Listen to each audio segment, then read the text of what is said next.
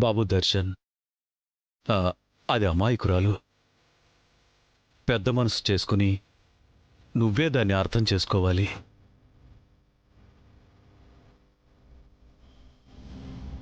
ఇంతకంటే నేనేం చెప్పలేను బాబు.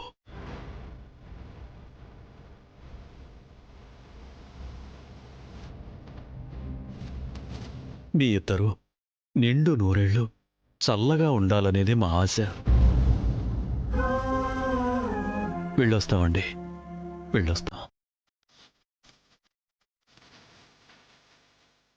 గీత, పద. అల్లుడు గారు, వెళ్ళొస్తాం. అమ్మాయి జాగ్రత్త బాబు. పద, వస్తామమ్మా. అనన్య, వెళ్ళొస్తాం. పంపించేసొస్తాను అత్తయ్య గారు. రామ్మా.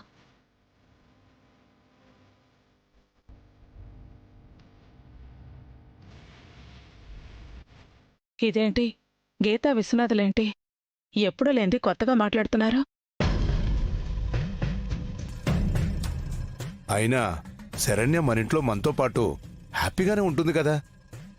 తనకేదో ఇక్కడ కష్టం ఉంది అన్నట్టుగా మాట్లాడుకున్నట్టు అనిపిస్తుంది.